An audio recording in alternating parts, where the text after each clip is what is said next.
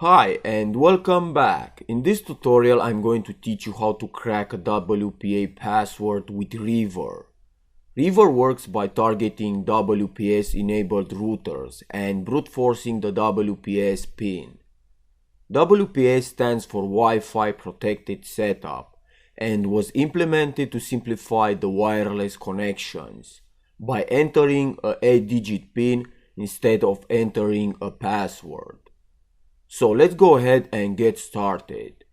The first thing you need to do is to make sure you have your wireless card into monitor mode. And then you need to find the vulnerable target by using a tool called wash. So I'm going to type wash-i and the name of my interface. This will show all the networks with WPS enabled. You can stop the scan by pressing Ctrl+C. And then select your target. Mine is Skynet. Now you need the BSS ID of the access point and the channel to begin the attack. So in your terminal go ahead and type Reaver-i and the name of your interface and -b for the BSS ID of the access point. You also need to specify the channel using -c and the channel number. Mine is 6. And -vv, this is very verbose, which will give you more information on the screen.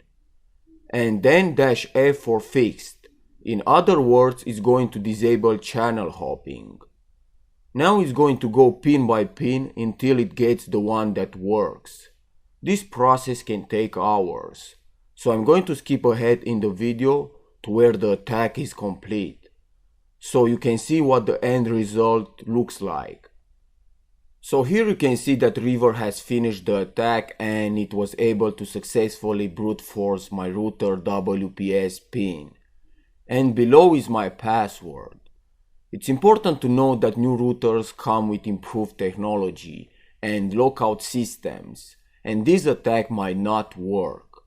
So that's it for this lesson. Thanks for watching and I'll see you next time.